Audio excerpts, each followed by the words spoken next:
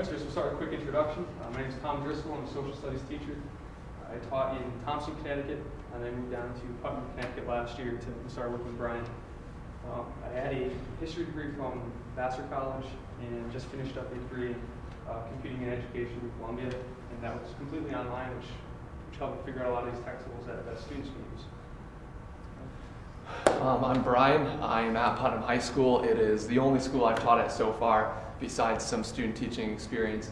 I got my Bachelor's of Science in Psychology and History at Sacred Heart University in Connecticut. I went for a 5th year, got my Master's in the Arts of Teaching, and I'm currently pursuing a Master's in American History and Government from Ashland University in Ohio. And up here we have our Twitter handles. You have that in the presentation. I think Tom and I would kind of agree that the most useful way, the easiest, quickest way to get information on flipped class stuff is to hit Twitter. I found it to be one of the most valuable resources for education, hands down. Yeah, there's a few ways to go about that. On Monday nights, people tend to get into it at 8 o'clock Eastern. They actually have a Twitter chat. I don't know if you guys are you guys on Twitter right now? A lot of people think of it just as a social networking with friends and family, but it's actually an unbelievable PLN tool. To connect with other educators, other like-minded people like yourselves that are passionate about it. And like Brian said, it's a great way to learn about it. We'll talk a little bit more at the end. As far as today's workshop, it's just an introduction to what flipped learning is, why we do it, the advantages of it, and then we'll finish today with some practical hands-on how to create the videos, how to share them, and how your students could make use of them. Okay, so we're actually going to start with a quick clip. In 1930, the Republican-controlled House of Representatives, in an effort to alleviate the effects of the, anyone? The Great Depression, passed the, anyone? A tariff bill, the Hawley-Smoot Tariff Act, which, anyone, raised or lowered? Raised tariffs in an effort to collect more revenue for the federal government. Did it work? Anyone? Anyone know the effects? It did not work, and the United States sank deeper into the Great Depression. Today, we have a similar debate over this. Anyone know what this is, class? Anyone? Anyone seen this before? The Laffer Curve. Anyone know what this says? It says that at this point on the revenue curve, you will get exactly the same amount of revenue as at this point. This is very controversial. Does anyone know what Vice President Bush called this in 1980? Anyone? Something DOO economics. Voodoo economics. Okay, so that's what none of us want to be, but sometimes we turn into, unfortunately. And one of the big things that I grappled with when I started, and a lot of us still do, is are you a teacher or a talker? A lot of us fall into the talker category sometimes, and we want to try to get rid of it. All of us want to move away from that, but how do you? How can you practically move away from just being a talker and a teacher? And hopefully by the end of today, see the flipped learning methods can help you do that. And you know, you guys have probably been in a class like that. I know I have. It almost ruined my career path because that was my 10th grade U.S. history class. The only difference is my teacher walked around more, but I sat in the front row, so he stepped on my feet. So I had this boring guy talking and causing physical harm to me. Almost ruined the subject for me for my entire life. Thank God I had other inspirational teachers, like what we're going to see in the next clip. So, have you guys ever seen Mr. Holland's Opus?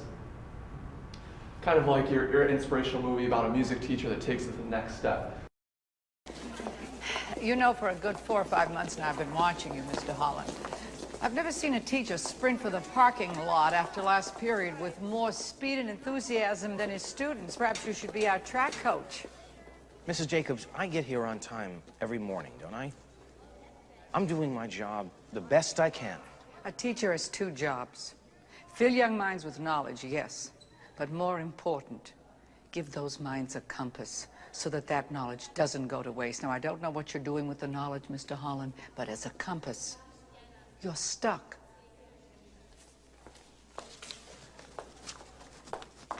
I really hate that woman, and I hate teaching, Iris. I hate it. Nobody could teach these children. Nobody. Let's take our seats, please. Anybody here know the difference between the Ionian and the Dorian scale? Anybody? I just wanted to confirm the fact that I've made absolutely no impact on you in the last 5 months. Mr. Sullivan. Yeah. What kind of music do you like to listen to? Don't be afraid. Rock and roll. What about you? Rock and roll. You? Classical. Brown noser. Does anybody here like Johann Sebastian Bach? Other than you? I'll bet all of you, whether you know it or not, already like Johann Sebastian Bach.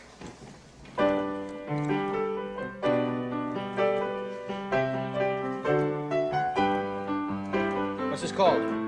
Lover's Concerto. Who wrote it? The Toys. Wrong. That was Minuet in G, and it was written by Johann Sebastian Bach. Can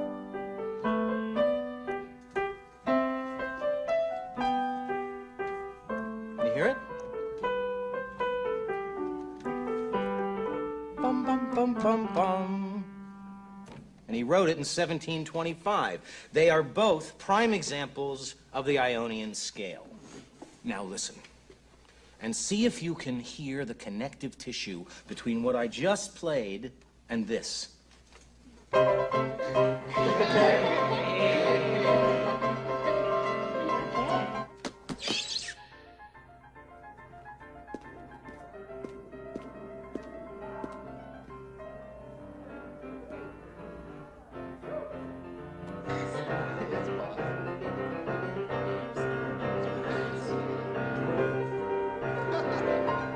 And their hands were up in the air, and they were answering questions, and it was so much fun. It was rowdy, you know. It was just great. Mr. Holland, it has come to my attention that you are teaching the students rock and roll. Is this a problem? Is this a problem? Yes, I think so. Our only job is to teach. We cannot teach, and the students cannot learn if there is no discipline. I'm sorry. What exactly is your point, Gene? My point is, rock and roll, by its very nature, leads to a breakdown in discipline. Well, what would you like me to do? Deny that rock and roll exists? What we are saying is that you should be pushing the classics. Brahms, Mozart, Stravinsky. Stravinsky was the music of the Russian Revolution, if you want to talk about a breakdown in discipline. You are deliberately exaggerating. How about the Kingston Trio, Gene? How about Sing Along with Mitch? Those are really... Just a minute, gentlemen. Mr. Holland, I do not want to interfere in the curriculum of any teacher. But next week, I have a meeting with the school board. And there are people in this community who believe that rock and roll is a message sent from the devil himself. Now, when that issue comes up, what can I tell them? Mrs. Jacobs, you tell them that I am teaching music, and that I will use anything from Beethoven to Billie Holiday to rock and roll if I think it'll help me teach a student to love music. First of all, we call it whatever it takes because you see the music teacher, Mr. Holland, you know, he's willing to teach to the kids' level. We look at a traditional versus a progressive approach. In the traditional level of teaching, we see Ben Stein in the first clip. He's standing there, he's talking, lecturing monotone, because that's how he was probably taught and how it used to be done. But Mr. Holland, he's willing to experiment with different methods. So he knows he has to teach them music, but he's going to come down to their own level to do it, and do it through the means of rock and roll, which you see leads him to be a little happier. And although it was hard to see in the clip, he goes home to his wife and he exhibits all this glee because the kids are interested and they're engaged. So it's not like when he was talking about the Ionian, Dorian scales. Okay, kids are a little more engaged, and that's what we're going to try to show you happens as a result of the flipped class. Okay, and although he was focused on the content of it, it doesn't necessarily mean that we have to change the content itself, but the nature of how we teach it. And how do students learn today? If they have to learn anything, they're not going to sit down in a lecture hall and listen to someone. What are they typically going to do? Internet. Huh? The internet. Yeah, the internet. They're looking online. They're trying to put a video. Okay, so that's where we're trying to make the connection. And so here's some statistics for you. Kids, most of them are going straight to YouTube, and this is part of the reason why some have titled them the YouTube generation. This chart that you're going to see, it goes to 2011, and it says the average number of hours of YouTube videos that get uploaded every single minute is 48 hours. So for every single minute that passes, there's 48 hours of videos getting uploaded onto YouTube. This is 2011. In 2012, that jumped to 60 hours. Okay, so there's just so much information being put online, and the kids are eating it up. I know when I talk, I don't have kids myself, but when I see my kids, my students rather, going online in their free time, it's YouTube. They're watching video after video. The guidance counselor, Mary Little Finnegan, she's talking about how her kids, for hours, they'll sit there and click from video to video. When I went to hike the Appalachian Trail this summer and I was looking for gear to buy, YouTube was my first stop to look for gear reviews, to see people talking about it, holding it, showing me how it works. People are increasingly watching it, and there's a huge diversity of what you could find on YouTube. I think the first video uploaded was 19 seconds of one of the co-creators at the zoo. And since then, it's catapulted into this whole crazy world. And so if you look at the internet usage as a 21st century skill, really what we're doing by harnessing the power of the internet and YouTube and instructional videos is we're getting kids ready for college. So now college professors, 80% of them use social media in their courses. 1/3 of students are going to take an online class by the time they graduate college. So I think the fact that if we don't go towards a model that gets them prepped for that, we're doing a disservice to them. Now, what is flip learning? I guess the general concept of it is that it's not just making videos and having them watch it. You're creating some instructional videos or shifting some of your direct instruction online to supplement what you're doing in the class. And really to make it so that what you do in the class is more meaningful, it's more student-centered, it's more engaging. So John Bergen, who's one of the pioneers of the flipped class model, came up with this as kind of a montage of ways different teachers across the country in all different subjects, different grade levels are using flipped videos. So we'll start with a quick montage here to see how teachers are using this medium in their classroom.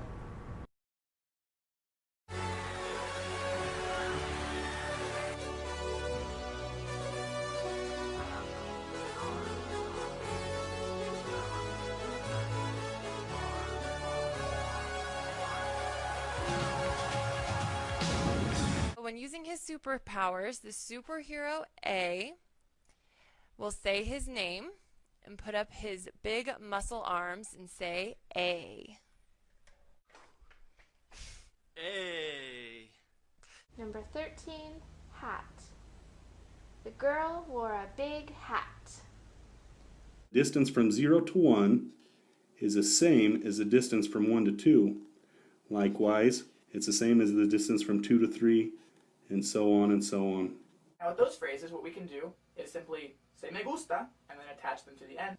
So an example, I could say, picking from that list, me gusta tocar la guitarra, me gusta cantar.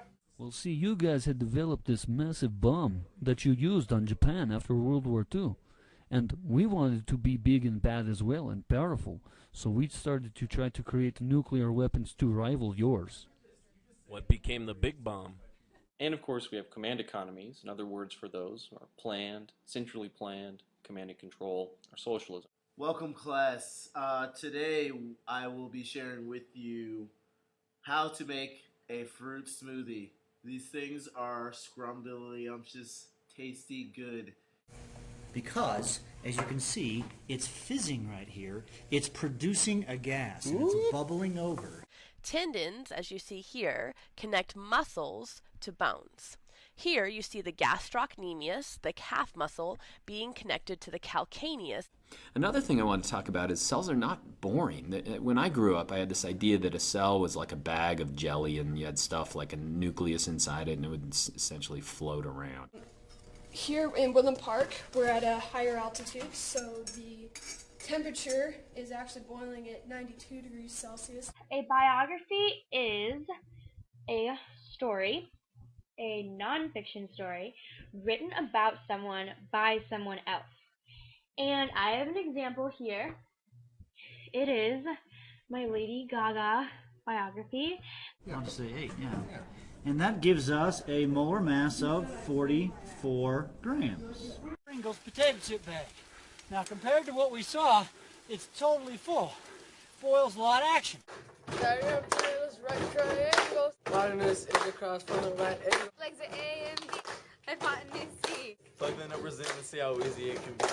A squared plus B squared equals C squared. A squared plus B squared equals C squared. Here in the middle, we have two friendly sumo wrestlers who are eating the sushi roll, okay? The one on the left is eating 3/4 of the sushi roll. That's the Chicago corn cobs, and they contain 16 apartment units per floor. If floors 21 to 60 are for apartment living, how many apartments are there in both cobs? I'm excited. You're excited. I know you guys just want to get through algebra, and so you want to get through it, and I'm going to get to it. We're going to talk about radicals and square roots, and the difference between the two is very slight. This little sign right here, this symbol, is called a radical. So some things that we're going to hopefully achieve by the end of today is first, understand the basic principles of flipped learning. What is it about? We've already touched on a few of those. Second, the advantages of flipped learning, why you may want to move towards this and help improve student learning. And then the third is, how do you do it? How do you implement it? So, once you realize that this is a more effective way for students to learn, how do you do this? Okay, what are the steps that takes? And we will address in significant detail some of the troubleshooting that will come up. Just something as simple as logging into an LMS can sometimes be challenging. So we'll talk about that as well, because we've had experiences, we've gone through a lot of Tons of problems. Yes. We've hit tons of problems. Yes, there's been a lot of issues. Okay, but you can work through them, and once you do, I mean, it becomes very quick and relatively simple once you get through that first few hurdles. Okay, so what is flipped learning? So let's start with this. This is reference to a technology that came out, instructional technology. I want to see if you guys can guess which this is talking about.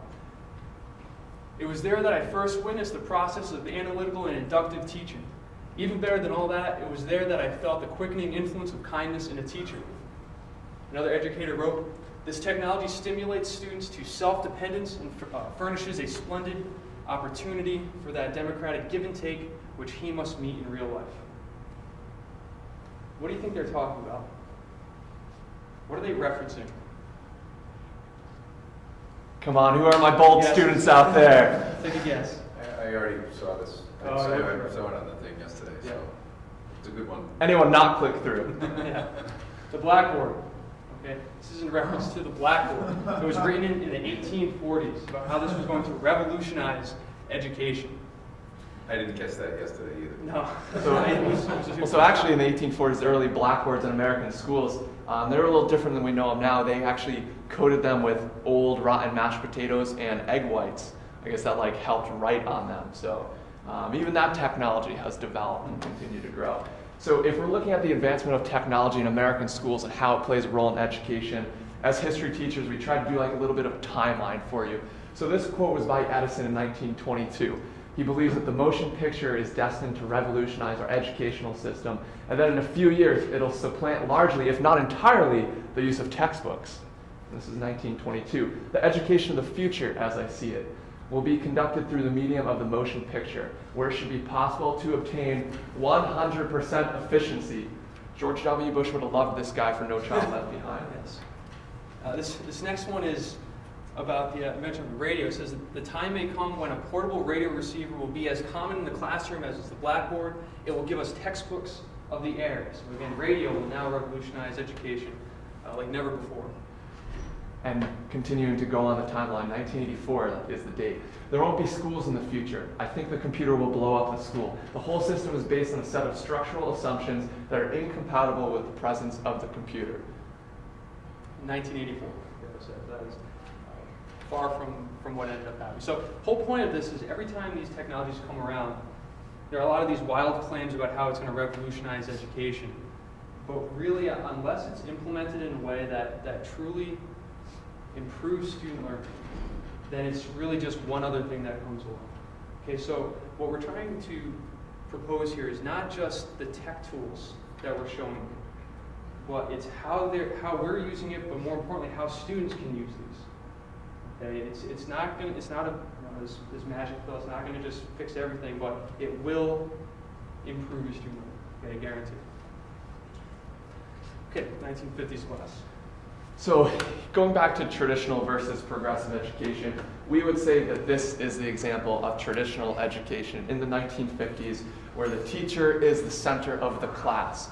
And the kids are there with their books, all eyes glued to the teacher, and they're focused on an exercise that requires them to repeat after the teacher. And you can kind of see the items in the background. There's a nice dangling clock up there, and there's actually blackboards around the room. And so this is what our 1950s classroom looks like. We say now, looking back, it lacks technology. During that time, though, hey, there's blackboards. That's technology. Okay, now we have a modern classroom. Okay, so a lot of people would say a high-tech, connected, 21st century classroom. Okay, so if we look here, we have the projector, which we have here. It looks like it might be a smart board. They have looks like a video conference into another area where students are watching and could possibly communicate with the professor here. He has a laptop, he has a lot of modern tech tools. Okay, so what was different between the two classrooms? Just in general, what's the first thing that popped up? All the new technology and the more recent one. Okay, good. You can see how the ICT revolution has changed the things that are in the classroom. Okay, you have the projectors, you have the modern technology. What was the same? What was almost exactly the same? Students being there. Students were both there. Okay, students I like that. An event diagram, I'd put that in the middle, sure. Students are present in the classroom. They're in rows, sorry. Oh, no, go ahead. They're in rows and the teacher's standing at the front. It's the same style of instruction. Instruction really hasn't changed in those two different classrooms. Okay, so to look again, we have the 1950s up in front talking to students. Today, up in front talking at students. First kids looked happier, you have to say. Yes. they were younger, they didn't know better yet. Yes. Okay, so why is this a problem? Okay, we can have all the tech equipment we want in the classroom, but if that's what we do in the classroom, why is that a problem inherently? I guess my understanding has always been that the students will be more engaged, if they've got more of a say in what they're choosing to learn about. And here, even though there's all technology, ultimately whoever that teacher guy is he's deciding what information is going to be communicated to the students, and they're just kind of receiving it instead of interacting with it. Correct. As far as Bloom's taxonomy is concerned, where does that fall? Okay, is that higher level learning or low level? That's lower. Lower. It's very basic. Okay, it's just listen and regurgitate. Okay, and it's teacher directed. There's no student choice. There's no student directed learning at all going on there. Okay, so that's the major problem. We know that doesn't necessarily work. I mean, research has shown that listening to a lecture, it's kind of ironic that that's what we're doing right now, but is not the most efficient way for students to learn. Which is why we're going to have you actually go in and make a lecture, right? We will stop talking soon, and then you'll be able to get your screencast on.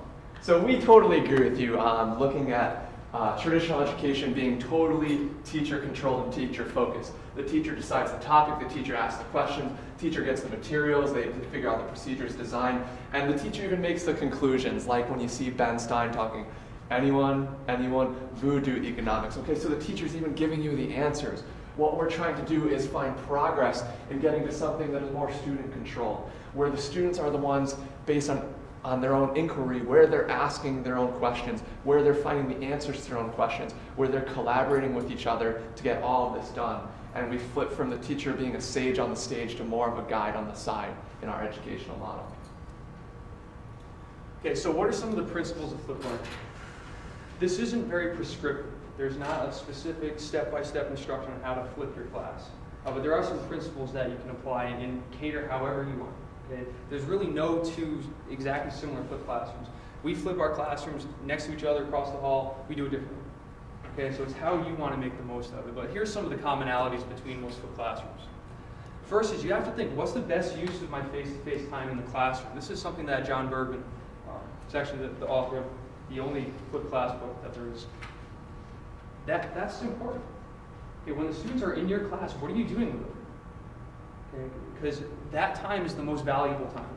Okay, yes, you may be assigning homework, you may be doing work outside of time, but that class time is very valuable. How are you using it? Okay, so if we start from that basic question, then we can jump off to that, to what Brian just mentioned. shifting our instructional practice from sage on the stage to guide on the side. You may have heard that before, but how do you do it? Okay, how can you provide direct instruction without being the sage on stage? Okay, and that's where the flipped learning comes in. Do you want to take this?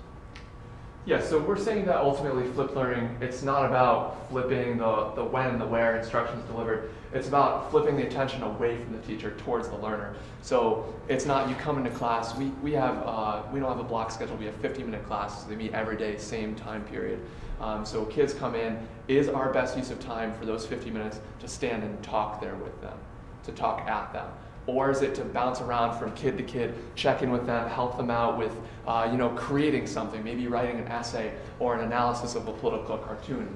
And so what flipping the classroom is going to help us do is have more student focus rather than teacher focus. And this doesn't mean you completely get rid of all your direct instruction. Okay, we still provide direct instruction to our students when it's needed, and whatever reason you have direct instruction, to model a skill, to introduce a concept, we'll hit that in a second. But it's just archived through video. And it's always a resource for the student, but one of many resources for them, not the thing that all of them are doing at the same time. Okay, and that'll make more sense as we go into this a little further. Okay, so for the infographic, I think I put a link here. I think I'll just quickly go over the principles of it. We don't need to go to that link. Whole concept is that you take whatever direct instruction you're going to deliver, and you create a screencast video of it. Now, once that screencast video is archived, you have your students access it. In the original model, it was at home, and that's what they started out meaning by the flip, is that they would watch these video lectures at home, and then everything else that you would do with a student, you now have class time to do. Now, there are obviously different ways to do it. You don't have to make it homework. You can have it as part of your class. And if you move into a self-paced mastery system, which I moved to recently, which I'll reference at the end, they may all access your direct instruction video at a different time, but when they're ready to watch it. Because a lot of times when you give in-class lectures, some students aren't ready for that lecture yet. Or some students could be miles ahead, but they're waiting for everyone else because they have to wait for that lecture. Okay, so you're not getting rid of it entirely, you're just shifting it online. Anything else from that? No, I think everything else from that will cover on a different slide. Yep. Okay, so what it is, I'll start here. Yep.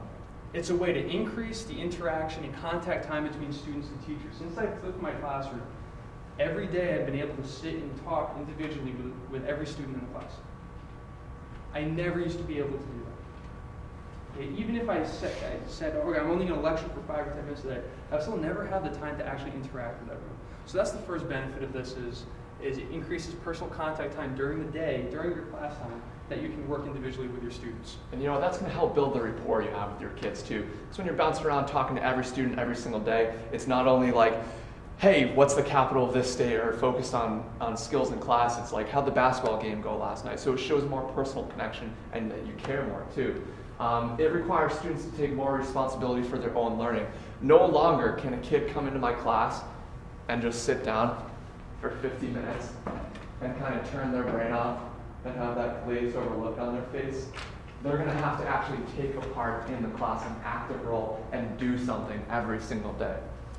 Yeah, and I would constantly ask for feedback from the students, and when I first started this, some of the students that would typically be categorized as that, one of the negative feedbacks I got is, I have to work more now. Okay, but the whole point is that they come to class, they have to do something every day from the time class starts. There's no more just sit and, like you said, turn everything off, turn into a vegetable.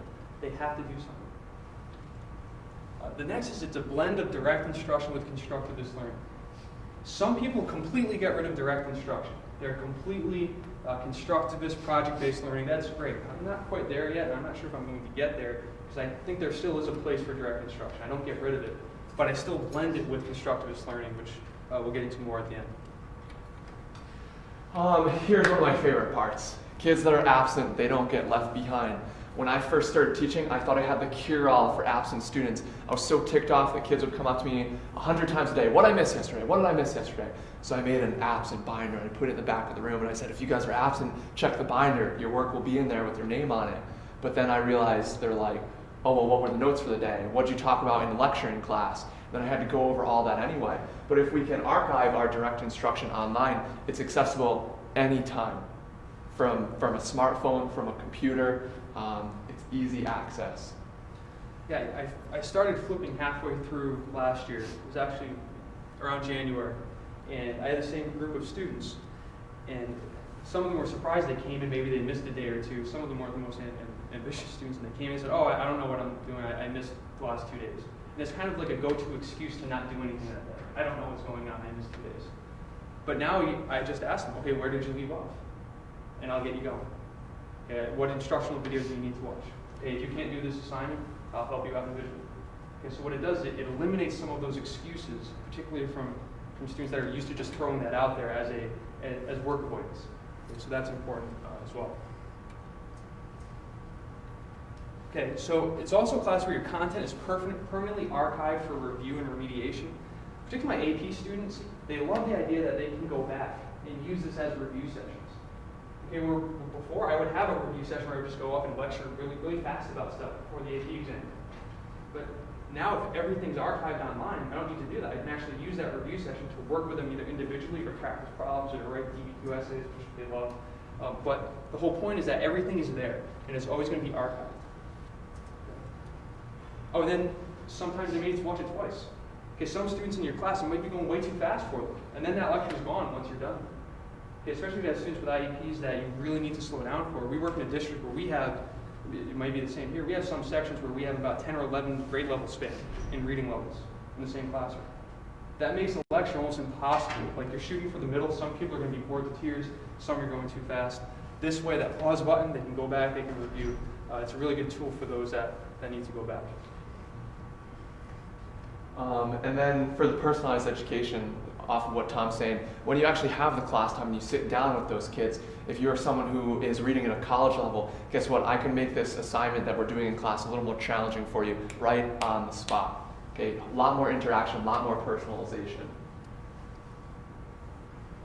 Okay, here are some myths. And this is important because as you start to learn about flipped class, there's going to be a lot of pushback against it, and these are some of the things that you'll probably hear. The first thing is they say it's all through video lecture. All you're doing is having your students watch videos. That's a complete myth. The amount of learning they do, the time they spend looking at a screen watching a video is very small. In fact, since I went to this, the time that they're listening to me talk has gone down a lot. Okay, because one, when you make a video lecture, you're not going to be interrupted 800 times like you do in a regular class lecture. You're not going to have the phone ringing. You're not going to have the intercom going off. You're not going to have announcements. You're not going to have kids disrupting for the sake of disrupting. Okay, that's gone. So you actually go through things a lot quicker. Okay, so that's the first myth is you're not just having kids watch videos and then you kick your feet up and do nothing in class. If anything, you're doing more in class once you start doing this. That's good for Tom too, because he gets to save his voice for karaoke later in the week. That's right. Flipped learning, another myth is that it relies on the homework. And like Tom's saying, there's different ways that you can integrate the direct instructional videos. Whether you decide to make it a homework assignment every single night, or you decide that you're going to have it as part of in-class assignments, it varies based on what your needs are. It's not an online course. You can use learning management systems, you can use websites, but the learning is done in class, in the group setting. Okay, you're still learning there. You can shift some of it online, you can archive it online, you can have homework online, but there's still a lot of value in the interactions you have with them and where the interactions they have with each other in the class. So don't let people tell you that, oh, this is just going to shift us into online courses. That's not the point of it. The point is to shift some of the direct instruction online so you can actually work with them in the classroom. Some people say it requires excessive staring at screens, but we're trying to prove kids are staring at screens for multiple hours a day anyway. So if they're going to be looking at these screens, let's have them look at something good.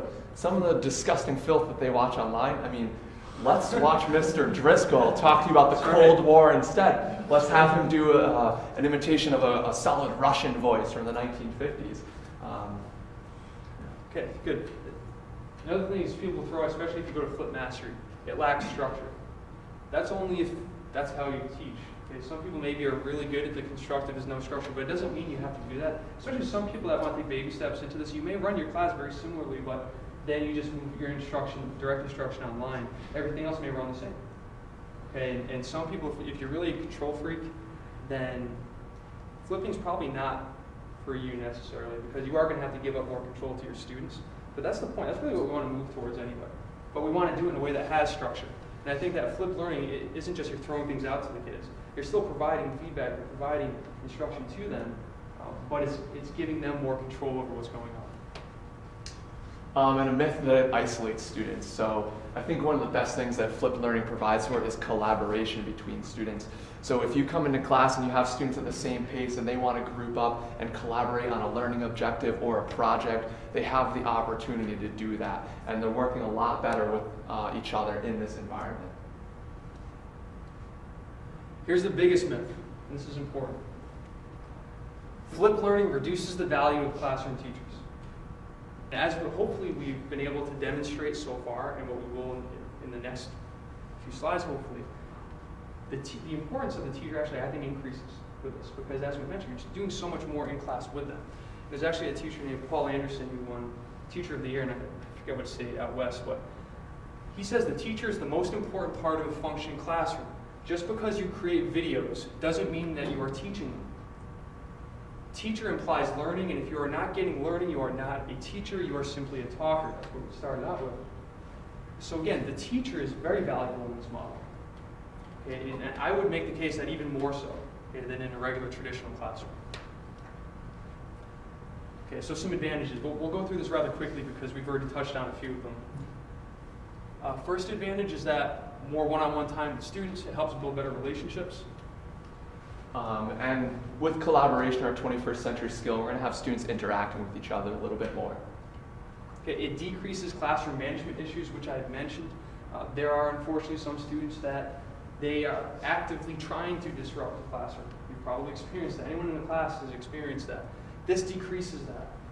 It gets rid of their audience. Okay, a lot of students, when I transitioned, said, oh, yeah, you know, it's them learning and then me helping them. It's not them trying to make a scene in a class. But not just that, also just the day-to-day interruptions that happen in a classroom. Okay, a lot of that does no longer really impact what's happening in the class. Or like when you're hanging on that point and you ask a question to kind of wrap it up and sum up what you're talking about, and a kid raises his hand and you're like, Jimmy! And he goes, can I go to the bathroom? It's like the worst feeling in the world because you're just about to make the best point.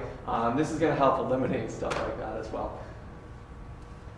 Okay, the other thing is it helps with remediation, which we mentioned earlier.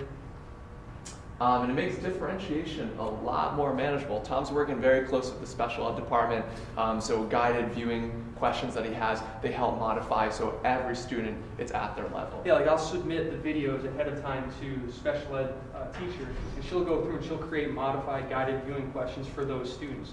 She'll look at the vocab that I use in that video and say, these kids are not going to know that word. I'll have them look that up ahead of time. That's something that's really hard to do in a live class during the lecture, so it helps them modify not just that, but also assignments that we're doing in class. And other things, I actually have the special ed teacher in the video sometimes.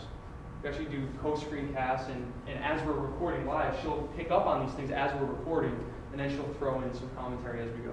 Guest stars are the best because like a regular classroom, after a while, kids get tired of your voice, no matter how much energy you bring to the table. But you have a different person come in, all of a sudden like, ooh, this is new, this is great. So we already mentioned number 7 again, so don't need to waste time on that. My student's favorite video is the one that my son's in. He was 9 months old when he was in it. He didn't even say anything. But just that there was someone else in it, it just made it more interesting. Okay, that they have someone else, okay, they're not just watching you, listening to you, like every other day. Last thing is a stepping stone towards inquiry-based learning. I want to move there more so than I am now. A lot of us are trying to get there, and this is one way that you can. So this is bringing about all the 21st century learning skills. I looked on your guys' website, saw the mission statement. I know that you have 21st century learning in it. I think it's because it's a requirement of NEASC if you want to get accredited. It has to be there. So if it's there, if it's the mission, let's focus on it. And that's what flipped learning really helps do. Okay, to encourage responsibility and independent learning, it's shifting the focus to them, not as much on us. We're helping, guiding them through, not just again talking at them. And it really increases the transparency. Parents could see what's going on in your class at any given moment. They can see questions that other students post online. And like we heard at a conference from John Bergman, the flipper who made that video in the beginning, in some cases parents actually watch the videos alongside with their kids and learn the material as well. So maybe you're not just teaching algebra to 9th graders, maybe you're teaching it to 9th graders and their parents. It also helps the community see what's going on in the classroom. Okay, it gives them a glimpse into the learning that's happening, the instruction that's happening. And you don't just limit your videos to lectures. We'll talk about that in a second too. You can have videos for all sorts of different things. You have students make the videos. as part of projects. So I'll wait for the community to see the learning that's going on. And then finally, personalization. You can kind of cater this, and this really helps with differentiation. You can cater whatever learning objectives you have depending on where they are, what part of the direct instruction they've got up to, especially if you move to a flipped mastery model. Okay, so here's what I think is most important, and this embodies the overall theme that we're trying to say. So we have an old version of Bloom's taxonomy, new version of Bloom's taxonomy. The only real difference is that creating is on the top and all these are turned into verbs. So this is our classification of critical skills. The lowest skills being on the bottom, being able to remember and understand. And then as we work our way up, we get to the more critical, higher level skills of creating, evaluating, synthesizing, analyzing. So what we're trying to do in a flipped class, instead of having a lecture in class and having it be, I'm going to tell you things that you need to understand or remember, and for homework, you're going to write an essay, which is going to make you do the higher level stuff. I'm going to flip it. So for homework, you're going to watch this direct instruction lecture, and that's going to give you the basic stuff, because the lower level skills you could handle on your own. And I'm going to be with you on the side to help you out for when you tackle the higher level skills of creating and evaluating and analyzing. Yeah, because it's not just flipping the homework, you're flipping Bloom's. Okay, you're making instructional videos for the lower level Bloom's instruction, allowing class time for them to work on the harder stuff, which is where you can help them more. Okay, it just makes sense for you to be there to help them when they're engaging in those higher order tasks. Okay, any questions before we go on to how to, the next part is how do we do it? Okay, how do you actually implement, how do you make your videos, how do you post them, how do you assess students? But before we get to that, do you have any questions about this? On any of the philosophy or the reasoning behind it? Yep. I mean, if you get to the point where it's completely flipped, yep. Let's say, does that mean would that be there's no reading textbooks or anything like that, or is the goal to be 100% online and that's where they get a lot of their knowledge? Well, can I jump into this one first? Actually, what I started doing with my AP kids is I found that a lot of them wanted the challenge of an AP level course, but they weren't quite there with the text yet. So what I'm doing is my direct instruction, what would be lectures for the huge curriculum of the course, that goes online and it's posted in video lectures. And so sometimes what we do in class is we have reading time. We'll go down to the library and you could read and take notes during this classroom session. And I'm there, so you could ask me, what does this really mean? What does this talk about? Is it a reference back to the 1840s? So on and so forth. So it depends on exactly how you want to implement it. I'm not planning on going textless. I'm very heavy on reading, especially because our reading scores, they need to get boosted up. And I think this is going to help. No, you teach AP Euro, as I do. There's a lot of reading. Okay, there's no way they could even get through all the reading if they did it every day in class. But like he said, I still do allow some time in class to do so. And that's why my lectures are moved to this, which I have them watch at home. The AP gets this is homework. They still have reading on top of it, but I will have maybe 15, 20 minutes in a class here or there where they just have to grapple with the text, and then I'll come around and help them. Because a lot of the text is hard, and I teach 10th graders that's written at a college level. So this helps them. We do not get rid of reading. I would say, yes, it does. If you're completely flipped, almost all of your direct instruction may be archived, but that doesn't mean that all of the teaching you do is archived. Okay, it's just more individualized teaching. The group direct instruction that you would have done in class is archived, but it's more personal, one-on-one time that you get. Does that make sense? Yeah. And after a while, the kids start to take this role too. So in my class, the kids kind of take over and they'll ask each other a question like, hey, what does this mean what he's talking about in the first paragraph? And then it becomes a discussion between the kids. So one of the students turns into the teacher, thus helping them learn more and empowering them, and it also satisfies answering the question for the other student. Any other questions? All right, so how do you do this? First, the purpose of your videos.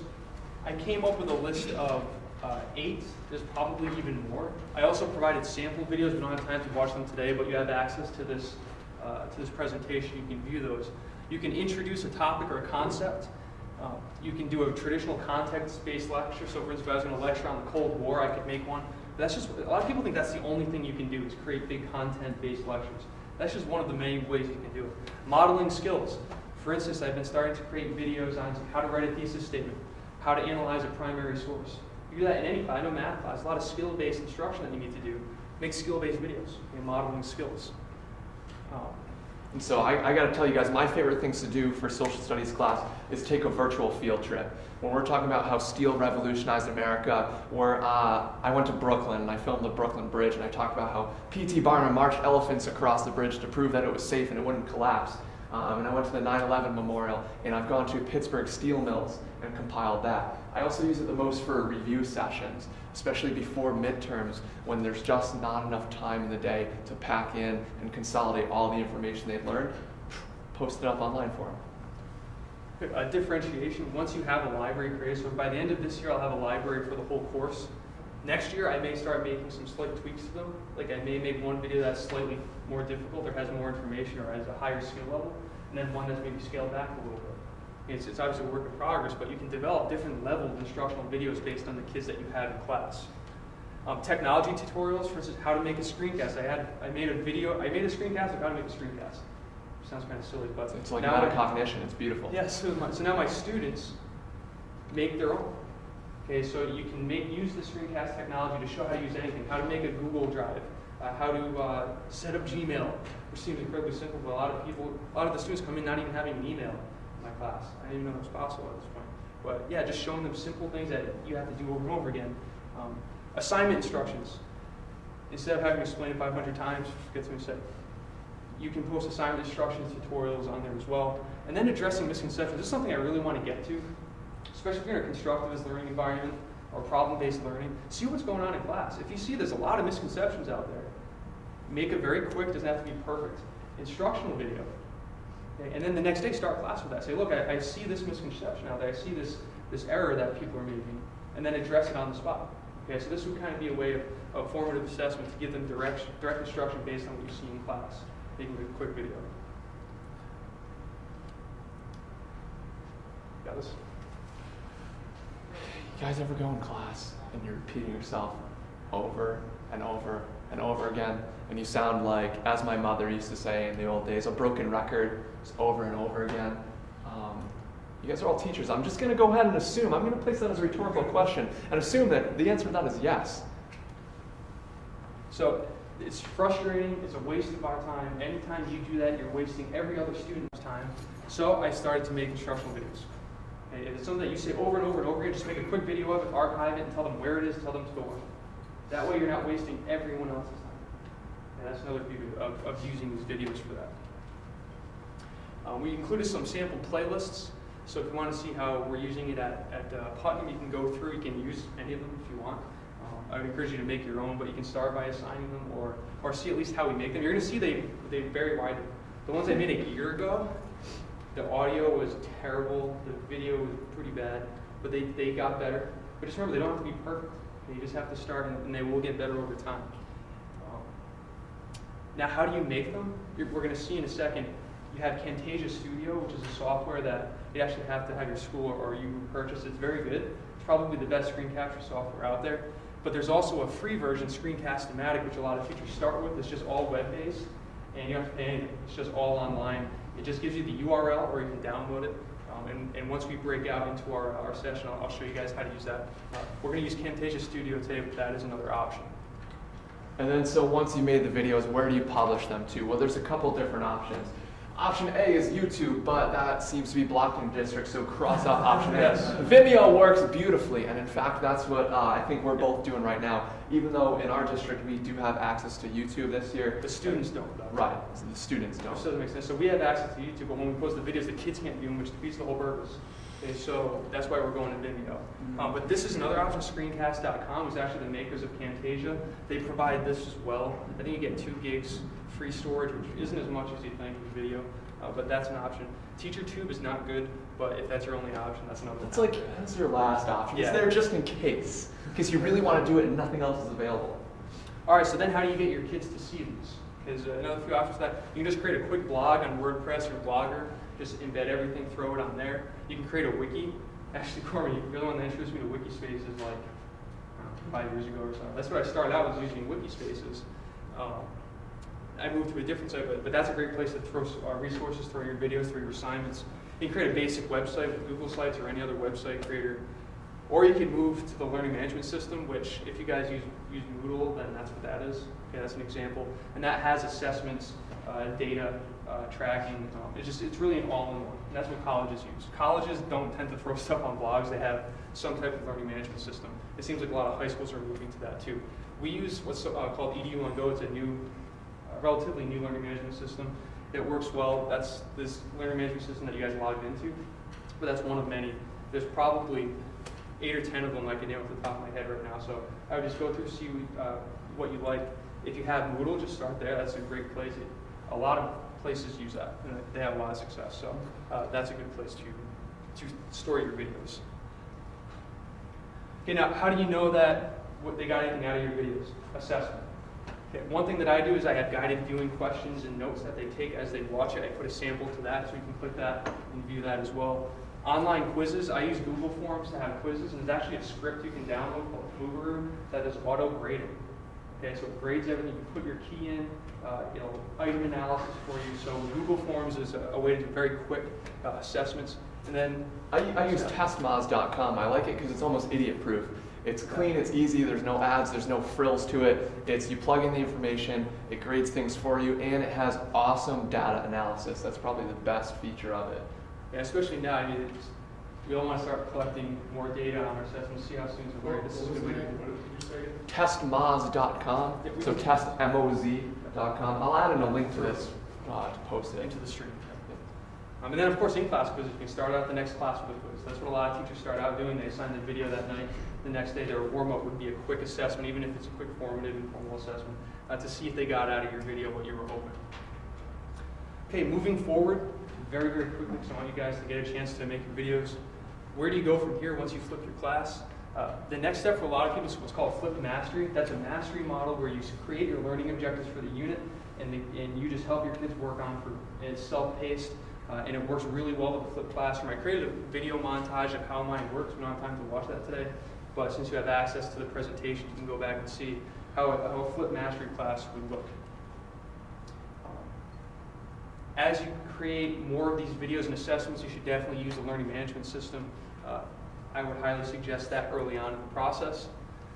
And then we're going to finish with this. I think that teachers are getting much better at technology use, but we're still enamored with using technology to deliver direct instruction in a classroom setting. It's really not changing a whole heck of a lot. What we need to do is move towards student use of technology. Okay, so we didn't talk about that as much today. Okay, still more of the teacher delivery, but that's where we want to go with this. We're using this to get that direct instruction, that teacher use of technology archived out of the classroom time so that students can actually use this for inquiry-based learning, for collaboration. And you guys have a million ideas, I'm sure, on how to do that in a classroom. It's just we need to use these modern technologies, leverage them so that students can learn with them, not just look at them as we use them. So why not this instead? If we're flipping and we're making direct instruction, a video lecture that kids are going to watch at home, when they come into class, they have their objective for the day. What if a group breaks off in the corner of the room where there's a smart board, and together students can lead solving, equations of inequalities, or they could be writing down how to form a thesis statement. So now the student actually is empowered by using the technology. That's basically where we're going to leave it for today. Do you guys have any questions before we break off and create our videos? Yep. How do you deal with the issues of the kids who don't have access? Excellent question. Student access. You'd be surprised how few students don't have access, but the ones that don't, some teachers have different options. One, you can just let them view it in class, which I tend to do. Okay, if they don't have access at home, I don't fight that battle. I just let them watch class. The other option is to burn the videos to a DVD or just to put the file on a thumb drive or USB and just maybe get a set for the class, or even 4 or 5 for the class. And the students that don't have access online, if they have access to at least a computer, they don't have access to any computer. Not many people don't have a DVD player. Okay, and you can really quickly burn these onto a DVD and just sign them out to your kids. Okay, so that's another option. Yeah, I don't know how late your libraries open after school. That could be an option too. Our old principal, when I brought this to him as a possible dilemma, he's like, well, we have the town library. It's open until 9 o'clock every night, so they can watch them there. And he just kind of took like the, tough, they'll figure it out type approach. But you know, kids are watching them on their smartphones as well too. So Yeah, there's a school that flipped everything. It's actually in Clintondale, Michigan. They flipped every single classroom. And what he does, the principal there opened up lunchtime where during lunch they could actually use, I don't know where they set them up, but they have computer use there. Before school they had computer access. After school they had computer access. They extended library hours. So if there's a commitment on the part of the teachers and the administrators in the district, kids will have access. And then like you said, the phones. Kids can watch these on their phones. And a lot of times their phones are way more powerful than our computers. Okay, so just have them use them. Or you could encourage a viewing party at someone's house where they get together and do this together. All right. Now, how often do you have kids? Or is it every night they're watching? I don't. Some teachers do. I'll give you an example. We have a unit right now in Industrial Revolution. I only have 4 content-based videos for that whole unit. Okay. Everything else, if I do make a video, it's just like maybe skills or review or something like that. But I keep it short, I keep it simple, and anything that's above and beyond that basic information I do in class. I'll start a warm-up. I have class warm-ups every day for 5-10 minutes. That's when I'll do that. Any high-order stuff, then I move to there. Yeah. And then like the rest of the, so after that, all your lessons then are based upon those 4 things that you... Yeah, those are the foundation. Like the foundational knowledge that they will need to engage in anything else in that unit I make a video of. Anything else I don't. You're gonna have to you're gonna have to cut a lot out if you move to this, just because no one's gonna want to watch a 25-minute lecture necessarily. You gotta keep them really 10-15 minutes max, I would think, and just cut it out and any specifics mentioned in class. You know, just keep the videos to the basics if you could. But what you're going to see this model doing too, because it moves towards the inquiry-based learning, is that it promotes curiosity. So even if you are cutting out a lot of that content, we're going to see, I know my students are asking more questions, they're on the search for knowledge, and a better process too. I was just going to ask, do you have like say you had a video loaded up to Vimeo, do you have like a way that you can track like which of your students have actually gone and viewed it versus students who maybe like are blowing it off? Yeah, there are the learning management system that I use, that Flip Social Studies one, if they view in there, one thing is actually comment on the video as it's going, but the other thing is, which could be good or bad, I guess, depending on your monitor, it'll also say how many views it had it and which users have viewed it. Okay, so in that Flip Social Studies website, that has it. Moodle may have it. I'm not very familiar with it, but I would check into that to see if they have that service. They probably do. If the student logs in, there's probably a way to see did they watch that thing that you uploaded. So yeah, there are a lot of systems, and there's actually on Camtasia, if you use their software, there's a way you can embed quiz questions into the video. So it'll actually stop at say 3 minutes, ask them a question, they type in an answer, and then it sends you a spreadsheet with everyone's answers. And they're not allowed to move on until they answer that quiz question. So show you mastered the first 2 minutes of that lecture, then you can move on to the next 2 minutes. Okay, well thank you guys. I wish we had more time to make the videos, but we're going to spend the rest of the time spending the Camtasia Studio. If you have any presentations that you brought with you, or even a website you want to practice, we're going to just try to make a video and upload it to Vimeo, which I believe is useful. All right, well thank you guys.